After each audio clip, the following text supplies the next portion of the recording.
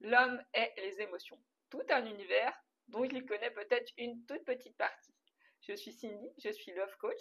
Je vous propose tout un parcours pour rencontrer le ou la bonne partenaire sentimentale amoureuse. Sur ce, on va parler dans cette vidéo des hommes et du domaine et de l'univers des émotions. Si vous êtes un homme, ça va vous permettre de comprendre un petit peu ce que vit une femme au quotidien. Et si vous êtes une femme, ça va vous permettre aussi de comprendre un peu mieux pourquoi les hommes ne nous comprennent pas.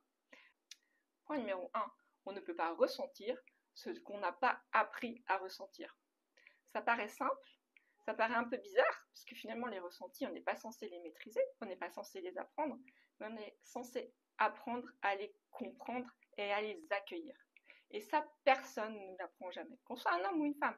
Pour une femme, ça se fait de façon plus instinctive, puisqu'on n'a pas le choix, avec peut-être des phénomènes différents et une sensibilité différente, de gérer tout ça à l'intérieur. Donc c'est un petit peu un don féminin, ou en tout cas une approche, une capacité que les femmes ont de mieux peut-être comprendre et gérer et accueillir les émotions. Un homme, au contraire, et selon comment il aura grandi, et pareil pour une femme, si vous avez grandi dans des structures familiales où justement les émotions étaient quelque chose de tabou, il est fort probable que ce soit tabou pour vous aussi et que vous n'ayez pas appris à les gérer ou à les exprimer. Les sentiments, dans les familles, c'est tabou. Quand est-ce qu'on parlait vraiment des relations, des émotions? Repas de famille ou même dans l'intimité, entre mère-fille, entre père-fils, ça ne se faisait pas et j'espère qu'aujourd'hui ça peut se faire. Alors aujourd'hui ça se fait sûrement un peu plus, donc les nouvelles générations sont peut-être plus à même d'exprimer leurs émotions et les hommes seront peut-être plus à même aussi de ressentir et d'exprimer tout un panel et une diversité de couleurs d'émotions. Mais aujourd'hui, même en tant que femme, et d'autant plus en tant que femme, quand on demande l'égalité et la parité, on doit se montrer avec cette posture très masculine de « je ne suis pas affectée, mes émotions, je les maîtrise. Je suis maître de mes émotions ». Alors, être maître de ses émotions, ça ne veut pas dire les nier. C'est là qu'on voit toute la différence. Donc, on ressent des choses, on est des êtres humains. Si vous ne ressentez rien, c'est peut-être que je parle à une intelligence artificielle. Là, par contre, il faut que je me pose des questions. Mais si vous avez des émotions, c'est que vous êtes profondément humain.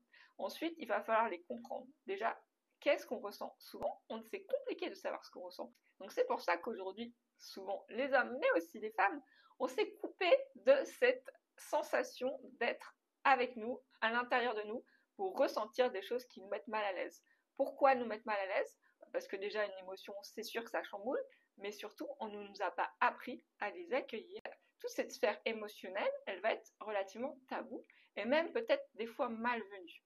C'est des émotions, et on n'exprime pas ces émotions dans beaucoup encore de cultures.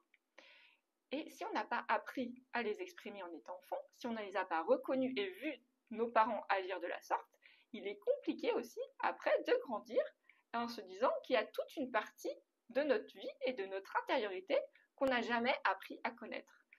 Beaucoup le font après, par la suite dans le développement personnel, et c'est aussi la possibilité qu'on a aujourd'hui avec Internet et tout ce qu'on peut trouver comme information pour pouvoir investir dans son développement personnel, mais toute cette compréhension et accueil des émotions, c'est souvent été un tabou culturel. Donc vous imaginez la caricature de la petite fille et du petit garçon, notamment le petit garçon, quand il ressent une émotion, souvent, ce qu'on va lui demander de façon implicite, c'est de ne pas les exprimer. Au contraire, de mettre une couche au-dessus et de fermer la porte à toute émotion qui serait malvenue. Parce qu'un homme, la caricature de l'homme, il ne doit pas pleurer, il ne doit pas exprimer ses émotions. Un homme doit être solide, un homme doit être puissant, un homme doit être réconfortant, et ce serait se montrer vulnérable que d'exprimer ses émotions. Et malheureusement, c'est des schémas qui sont imprimés dans les inconscients masculins, mais aussi féminins, de ne pas s'exprimer au niveau des émotions parce que c'est montrer une faille. Montrer une faille, c'est se montrer vulnérable. Dans un monde comme aujourd'hui, se montrer vulnérable, c'est ouvrir la porte à être blessé. Or, personne n'a envie de souffrir. Donc, c'est un peu un mécanisme d'autodéfense qui s'est mis en place. Donc, vous avez toute cette sphère émotionnelle qui va être comme asphyxiée à la racine pour ne pas souffrir dans un monde qui peut être des fois hostile. Au lieu de nous apprendre à cultiver et accueillir les émotions, pour pouvoir les maîtriser, on nous a appris à les taire, on nous a appris à les étouffer à la racine. En tout cas, à les enfermer à l'intérieur de nous. Je fais une parenthèse, quand on enferme tout à l'intérieur de nous, et notamment toute cette sphère émotionnelle, on a eu une éducation affective à l'inverse de promouvoir les émotions, savoir les accueillir, savoir les gérer. On a eu une éducation qui nous dit qu'il faut taire les émotions, surtout ne pas les révéler et surtout essayer de les opprimer au maximum pour les faire disparaître. Or, une émotion, elle ne disparaît pas. Elle fait un petit peu la boule d'énergie à l'intérieur et ça va entraîner d'autres désordres. Donc des désordres d'addiction, des désordres de comportement d'hyperstimulation avec les écrans, avec les jeux vidéo, ou alors au contraire des choses un peu plus positives comme une addiction au sport, une addiction au travail, et on va mettre son énergie vers l'extérieur pour ne pas avoir à se confronter à son intériorité et ne pas avoir à gérer quelque chose qui nous fait peur parce qu'on n'a pas appris à le maîtriser et à l'accueillir, c'est le domaine émotionnel. Donc toute cette intelligence émotionnelle, aujourd'hui, on n'a pas pu la développer dans une culture, dans des schémas familiaux qui étaient trop opprimants. Donc quand je parle des hommes et des émotions, si aujourd'hui c'est une caricature des polarités masculines de façon générale, on n'a pas appris à accueillir les émotions et on n'a pas appris à les ressentir, à leur donner une pleine expansion à l'intérieur de nous, il est probable que dans le couple, ça crée des tensions et des malentendus. C'est la partie numéro 2. Vous allez vous retrouver face à une personne en face de vous, un homme ou une femme, qui aura peut-être une intelligence émotionnelle, en tout cas une sensibilité, qui sera exacerbée par rapport à vous. Et là, vous n'allez pas comprendre ce qu'il vit au quotidien. Quand vous allez voir une chose, vous allez être sensible à une chose, il sera sensible à la même chose, mais en puissance 1000. Vous allez voir une jolie couleur, il va voir un arc-en-ciel.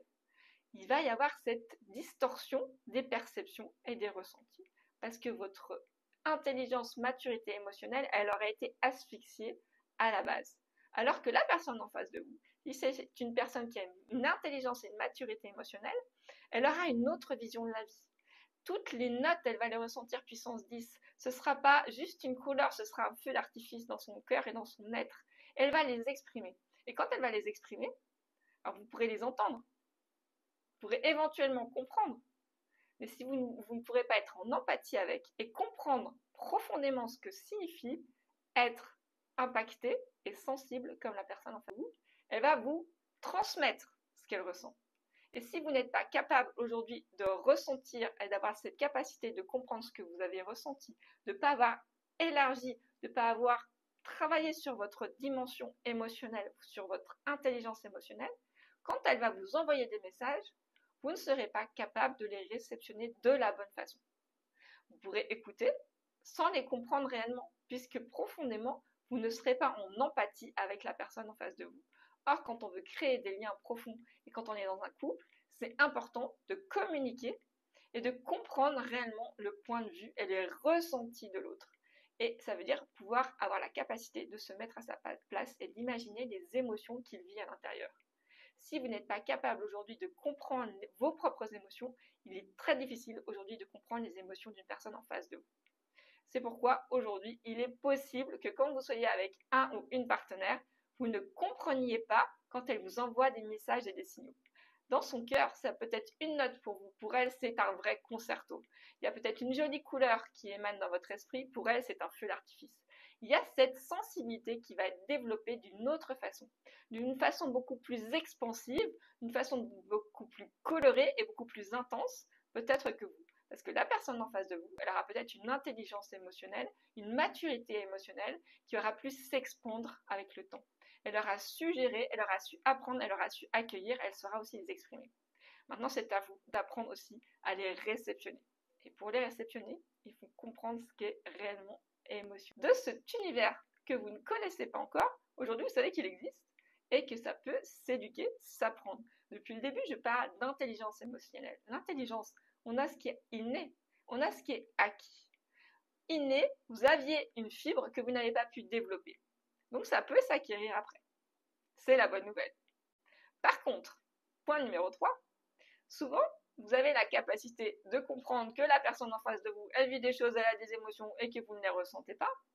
Et vous allez peut-être avoir un déclic et me dire « Ah, ça y est, j'ai compris ce qu'elle voulait dire ou ce qu'il voulait dire. » Ok. Et du coup, vous pensez maîtriser complètement la sphère émotionnelle. La sphère émotionnelle et l'univers émotionnel, je parle d'univers parce que c'est très vaste. Un homme aujourd'hui, il a compris une chose, elle se dit « Ah bah, elle pleure, c'est à cause de ça. » C'est comme si un bébé pleurait et vous vous dites « Bon bah, il pleure, c'est qu'il a faim. » Non, il y a plein de raisons pour lesquelles il peut pleurer. Il y a plein de raisons pour lesquelles il ou elle peut crier. Il faut savoir les comprendre. Et le message, des fois, il est tellement confus sous la pression des émotions que déjà les exprimer, c'est pas toujours évident pour la personne qui est en face de vous, mais les réceptionner et les interpréter de la bonne façon et réagir en conséquence, ça demande une réelle maturité émotionnelle. Et ça s'acquiert avec les expériences, le temps, ça s'éduque aussi. Et c'est pas parce que vous avez une petite fenêtre ou un petit créneau que vous avez compris que vous avez complètement dominé le domaine des émotions et de l'intelligence et de la maturité émotionnelle.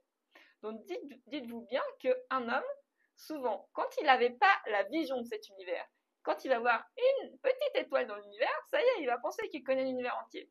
C'est beaucoup plus vaste que ça. Et on apprend tous les jours un peu plus dans la sphère émotionnelle, relationnelle, sentimentale, parce que chaque personne est un univers à part entière. Chaque personne, chaque relation avec une personne est un univers à part entière. C'est un monde à découvrir. Donc il faut être prêt à apprendre en continu. Et apprendre pas uniquement sur l'autre, sur son CV, mais apprendre à le comprendre, à le ressentir, à se lier à lui. Et malheureusement, oui, ça prend du temps, ça prend de l'énergie. Mais c'est tellement beau. Et c'est ça qui crée des relations solides, durables, vivantes, exaltantes, vibrantes. C'est la clé. Les émotions, les ressentis et cette connexion que vous allez créer ensemble. Je suis Cindy, je suis Love Coach, je suis là pour que vous trouviez le ou la bonne partenaire, et ce en un mois si vous pouvez. Si vous relevez le challenge, vous me rejoignez, vous me contactez en message privé, et je réponds à toutes les questions. À très bientôt pour de nouvelles aventures.